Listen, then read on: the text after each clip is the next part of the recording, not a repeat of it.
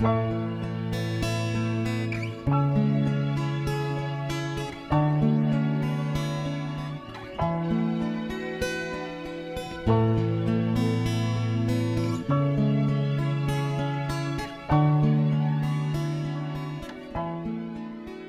født pinsedag, det vil sige en søndag, i Aabybro i Vendsyssel på et lærerhjem tæt på en højskole, 25. maj 1958. Nu har jeg et billede over til dig. Ja.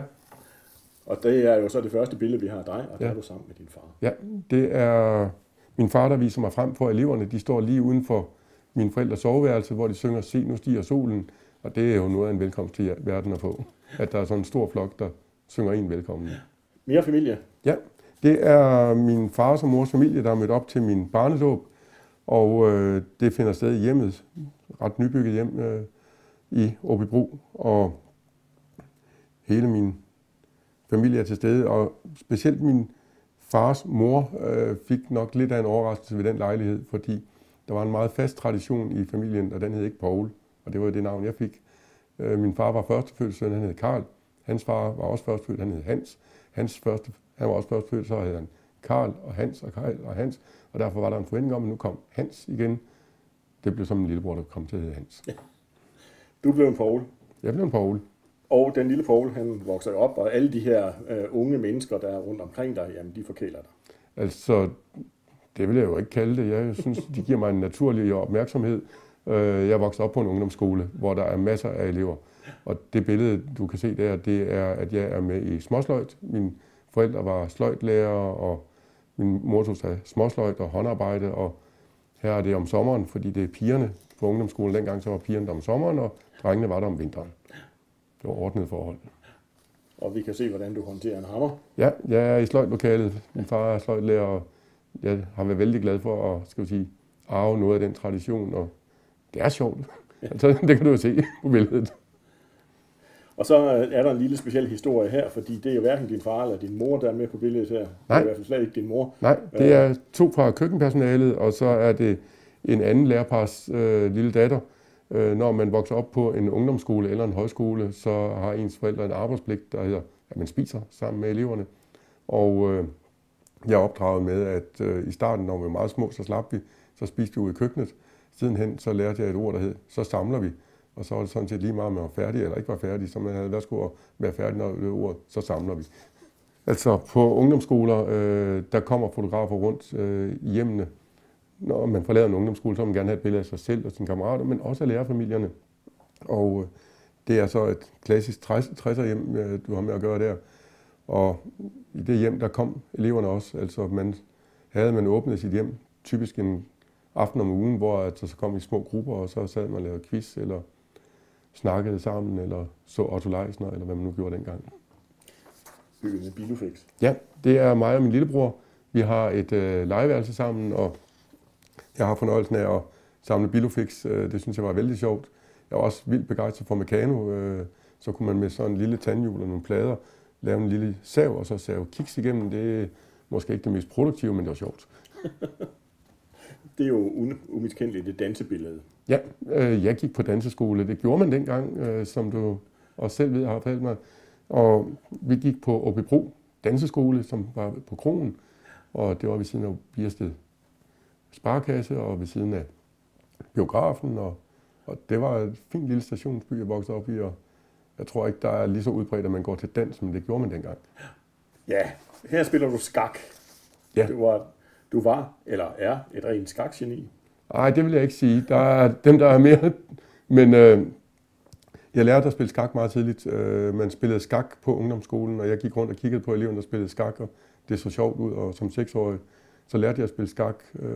Her spillede jeg så med min far, og han havde den indstilling, at det var en god ting. Men da jeg så som 8-årig bankede ham, så holdt han op, fordi han syntes, det ødelagde autoritetsforholdet. Og jeg spillede meget skak. Der var konkurrencer mellem ungdomsskolerne rundt omkring, og de fandt efterhånden ud af, at de skulle passe på med ham, den lille skiderik der, fordi han kunne godt flytte brikkerne.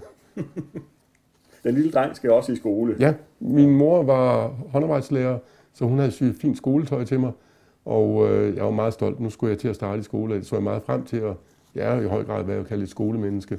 Og her var så mødt op hos fotografen, som i øvrigt var min barnepiges far, og så skal man vise sit fine tøj frem inden første skoledag. Nu skal vi lige have styr på geografien, fordi vi ved, at du er født i Vendsyssel. Ja, og jeg er stadigvæk i Vendsyssel på det her tidspunkt. Det er Aabybro. Jeg skal gå i Nordre Skole, hvor der var en kakkelovn bagved, og så var der første og anden klasse. Derefter ville man gå over i Centralskolen, og så blev den nedlagt året efter jeg var startet.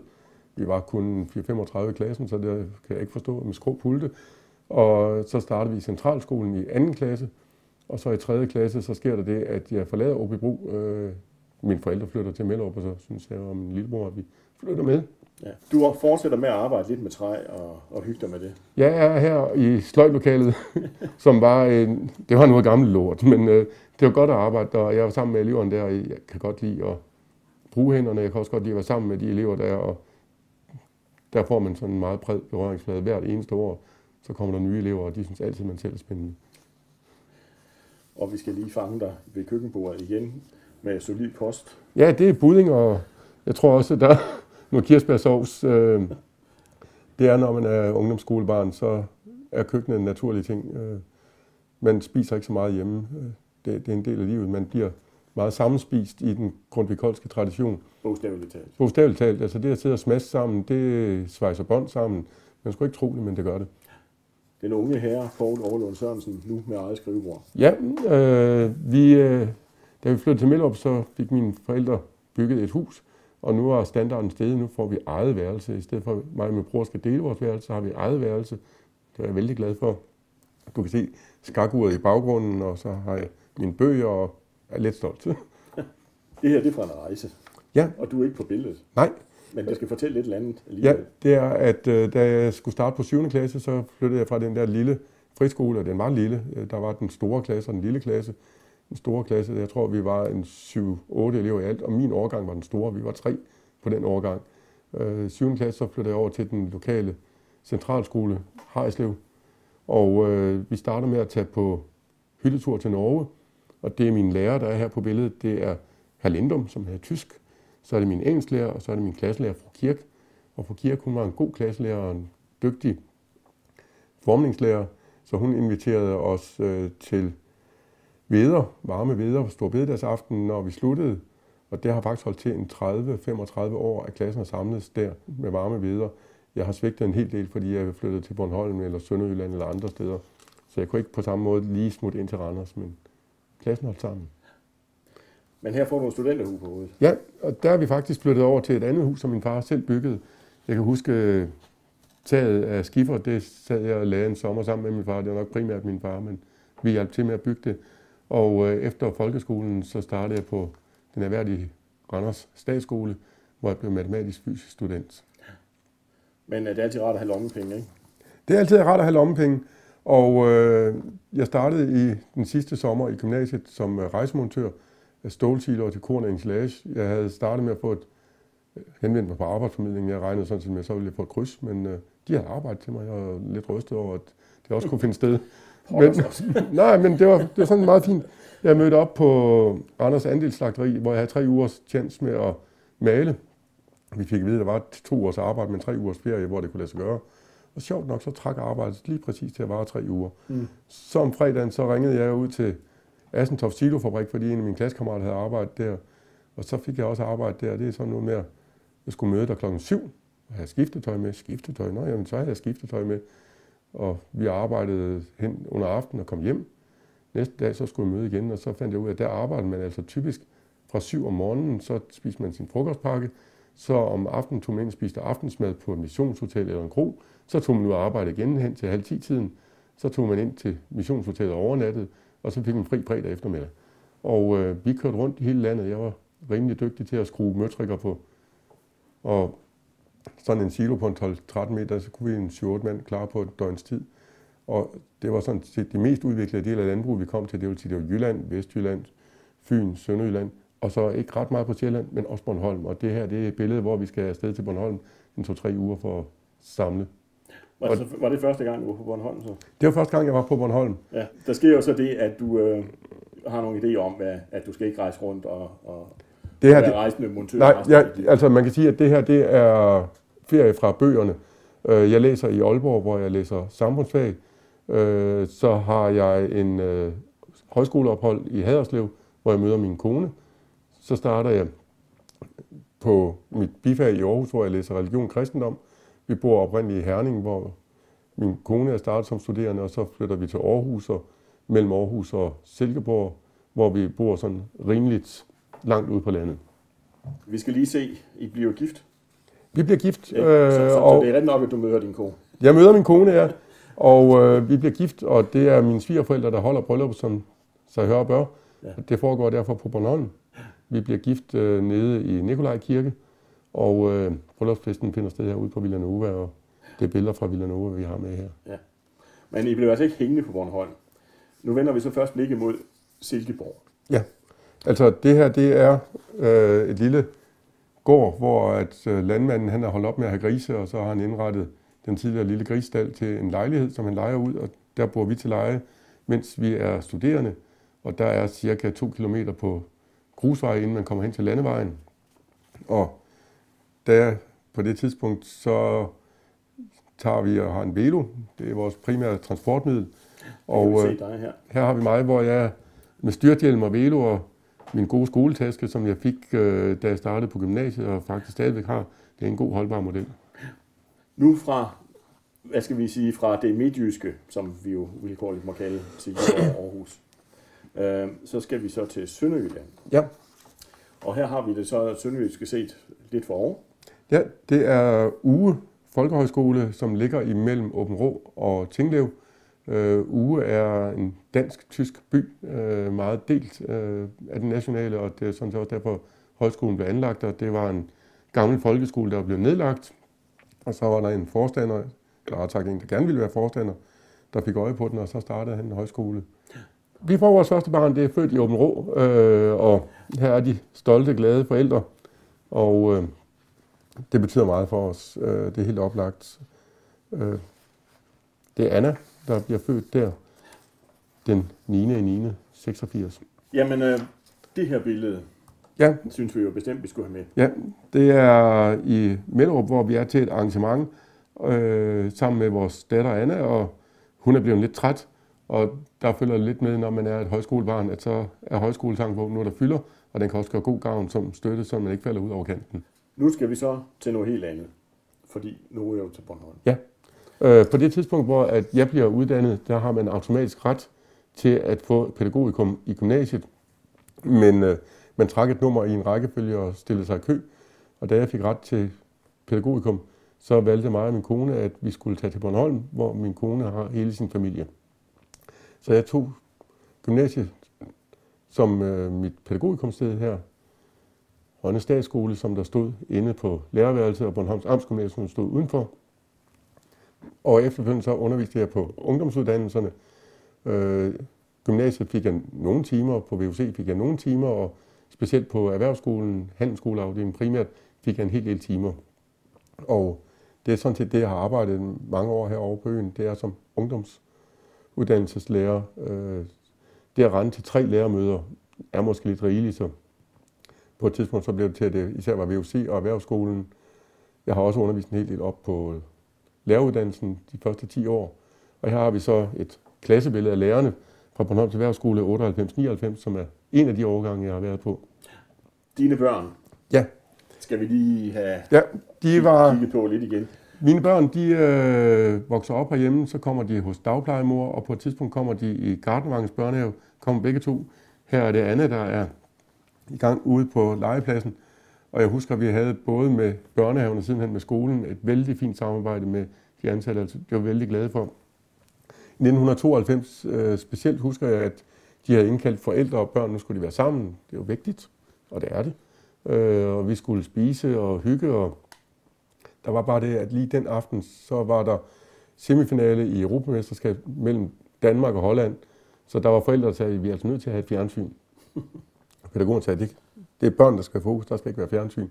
Men så fandt de jo, at det var nok nødvendigt for at skaffe opbakning. Det var en fantastisk aften. Danmark vandt stort, ikke stort, men vi vandt en ret voldsom kamp, den mest afgørende kamp. Det er en meget vigtig sejr. Ja, og ungerne rendte rundt og havde det sjovt og hoppede frem og tilbage. Så alle var glade. Det gik jo heller ikke mange dage før Danmark, eller vi var europamester, som man sagde dengang. Ikke? Altså, vi havde der grillet ude, og så gik vi hjem og Danmark. Ja.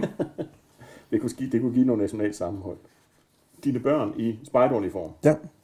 Og da vi så det billede der, så tænkte jeg, jamen, er der måske en rød tråd mellem det at blive medlem af et spejderkorps, og så din højskolebaggrund? Altså for os er det at komme ud i naturen naturligt, og der er sang, når man er spejder. Hvis man møder op i en sportsforening, så er der ikke den samme tradition for, at man hiver højskolesangbogen frem. Og det finder man på hos både de grønne spejdere og også andre spejdere. Det her, synes vi, det kunne vi heller ikke stå for det her billede, fordi det er så sødt. Ja, vi er måske lidt udklædningsfolk her i familien. Det har vi ikke noget bange forhold til. Og min svigermor er syerske, så hun leverer ved fastelavn egne dragter, og det er en stor begivenhed. Og her er vi så, at Anna og Solvej er ude og samle penge ind, som man jo skal. Jeg har en lille mistanke om, at det er dagplejemoren, de står ved, så det er måske ikke så overraskende. Og så har min datter til synligheden været heldig i den, når skulle slås katten af tønden. Hun har i hvert fald en lille krone på. Hun blev kattedronning. Ja. Det næste billede, det er der en vis symbolik i også, ja. Når vi kigger på Raslebøssen. Ja, det er sådan, at jeg har i mange år været organisator af Dansk Flygtningehjælps Landsindsamling i Rønne primært, og samarbejdet med andre koordinatorer på Bornholm om at organisere det. Og når man selv organiserer en indsamling, så hjælpes man jo af organisationer mellem, og jeg plejer også at samle ind fra de andre. Jeg synes, det er en god idé, hvis man tager sine børn med, at de meget tidligt lærer meget praktisk, at man kan godt gøre en forskel. Og her er det Solvej, min mindste datter, der sammen med Niada, der oprindeligt er flygtning fra Bosnien, er ude og samle ind for Folkekirkens Nødhjælp. Vi skal lige rundt og kigge i verden, hvor du har været med børn og hustru. Ja. Jeg har aldrig fået at vide, hvad din hustru hedder. Hun hedder Jette. Ja, godt. Og, jeg har set den aldrig. Ja. Også i en tv-udsendelse. Ja. Og vi startede med, at vi rejste rundt i Danmark meget. Vi ville gerne have, at vores børn kendte Danmark, og var vældig glade for Dansk Folkeferie, som havde sådan et sted, vi kunne finde ud af, og stort set overalt i Danmark. Og når vi så havde afsøgt Danmark, så afsøgte vi Norden, tog til Sverige og Norge, og i det her tilfælde så har vi været oppe i Valdres. Og det er fantastisk. Der er skarpe bjerge deroppe, og det er rart. Inden for rigets grænser kan man jo også finde turistattraktioner, som du selv var inde på. Ja. Det ligner jo et middelaldercenter, men det er ikke det på Bornholm. Nej, det er Sydhavsøerne, og der skulle vi ud og se middelaldercenter, som var derovre også. Og vi er meget historisk interesserede i min familie, og specielt min store datter Anna og min kone Jette har dyrket det meget videre. Og jeg ved en del om, hvad der sker på middelaldercenteret, men de ved væsentligt mere, fordi det er dem, der er engageret. Ja. Og her har vi den retmæssigt udstyret. Min datter står stolt og præsenterer maden, og min kone står foran en stor ildsted. Næste billede her, det er en sjov gammel tradition, du må hellere fortælle. Det er min svoger Per, han bor i Østersømark, og gennem mange år så havde mine svigerforældre deres campingvogn, deres fortelt stående der. Jeg har sagt, fortelt har man ikke stående om vinteren, piller man pænt ned, og når det så skal sættes op, ja, så skal vi jo finde ud af, hvad er det for en stænger, der skal være hvor. Og det er altid lidt af et puslespil, og det stiller sine krav, som man tydeligt kan se her. Det er også et sted, hvor vi altid har fejret Sankt Hans i familien. Mm-hmm. Det næste der, det er til en sportshal. Ja, det er Rønne Idrætshal, som jeg kender fra flere lejligheder. Det er et computerstævne. Ja, jeg skifter fra ungdomsuddannelse til folkeskolen, og jeg er i dag ansat på Paradisbakkeskolen i Nexø Svanike, og jeg ville godt finde et billede, der havde med folkeskolen at gøre, og på et tidspunkt var jeg så til eksamensbegivenheden i Rønne Idrætshal, der samler hele øen. Og jeg synes, det er et fantastisk billede at se alle de skærme der, hvor man sidder dybt koncentreret. Og man kan sige, at jeg har også et lidt andet forhold til Rønne Idrætshal. Hele den tid, hvor Bornholms Regionskommune har eksisteret, har haft fornøjelsen af at være formand for afvikling af alle de valg, der har foregået her på øen i Rønne. Sølvbryllup?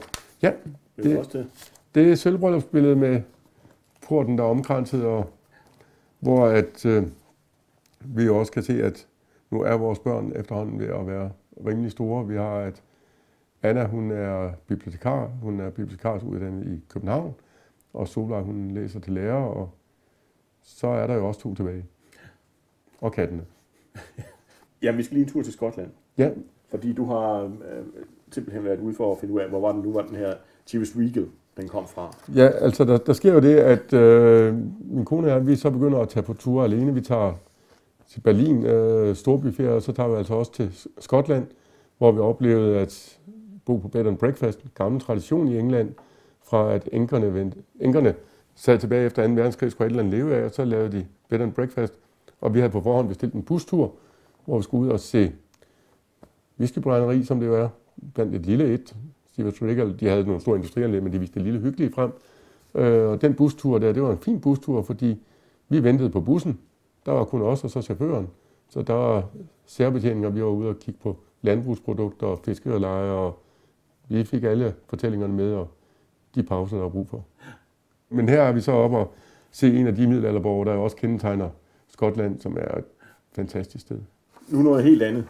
Ja. Det her, det illustrerer så, at dine forældre ikke er mere. Ja, de ligger begravet på Mellerup Valgmenighed, som betød meget for dem. Og markerer jo dermed også, at generationen før os er i mit tilfælde overstået. Og det er et nydeligt holdt sted. Min bror er gartner, og han bor i Aalborg, så han kan godt tage ned til Mellerup og sørge for, at det ser ordentligt ud. Ja, din politiske karriere har vi ikke beskæftiget os særlig meget med indtil nu. Her er kommunalbestyrelsen, som den så ud i 2010. Ja. Jeg er et udpræget politisk menneske. Jeg startede i min studietid som aktiv i studenterrådet. Så blev jeg engageret i SF efterfølgende, fordi nu skulle man finde et eller andet sted at engagere sig. Da jeg var højskolelærer, så var jeg ikke engageret i det, men ellers har jeg været det primært starten med skatteområdet, og så går jeg ind i Rønne byrådet den sidste periode der. Har fornøjelsen af at være socialudvalgsformand og økonomiudvalgsmedlem. Og så kommer jeg også med i de sidste 2 perioder her af Bornholms Regionskommune, hvor jeg også har siddet i økonomiudvalget og en enkelt periode i børne- og skoleudvalget. Og man skal jo altid tage klassebilledet, når man har en ny kommunalbestyrelse. Og der er jo mange kendte ansigter der. Det er en del af det. Ja. Så bliver og man SF lidt offentlig. er rigtig godt repræsenteret, ikke? Det synes vi selv. På billedet var vi bedre repræsenteret, end vi er i dag. Ja. Og så, ja, det er sådan noget helt andet. SF's landsledelse har du så fornøjelsen af at sidde i også? Ja. Jeg sidder i SF's landsledelse. Det er en nyvalgt landsledelse. Jeg har også fornøjelsen af at sidde i den tidligere hovedbestyrelse. Og det er på et landsmøde, hvor vi er stillet op og ville præsentere sit hold. Og det var sådan set en udmærket præsentation. Og jeg tror, at det er landsledelsesvalg nummer 2. Så har jeg hørt mange sige her på øen, at det man burde skrive i stillingsopslagene, når man skal trække nye ledere til øen, det er, at Bornholm kan tilbyde verdens bedste medietræning. Og det kan der være noget om, fordi at vi er mange medier på øen, der dækker et lille geografisk område. Altså, vi er meget forkælet, hvad det angår. Altså, når jeg møder SF-partiforeninger, de fortæller, hvordan de skal kæmpe for at komme i den normale annonceblad, så fortæller jeg, at her oversætter det noget anderledes ud. Hvis vi tager bare min bolig, og så tager en passer og trækker en cirkel et par 100 meter, ja, så har jeg 1, 2, 3, 4 journalister, en tv-mand og en redaktør. Ja. Sådan ser Bornholm ud. Ja. Og her kan vi sige, her træner du i det regionale TV2 Bornholm. Altså, der er jo sket det, at efter at SF er kommet i regeringen, så har den landspolitiske interesse været voldsom. Og jeg har også registreret, at journalister har en interesse for at høre, hvad jeg siger.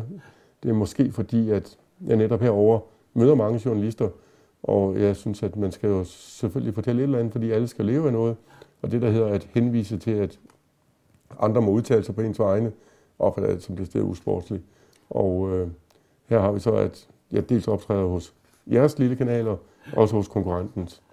Du kommer rigtig i vælten, gør det. Du er landskendt. Også fordi du er åbenbundet, ikke?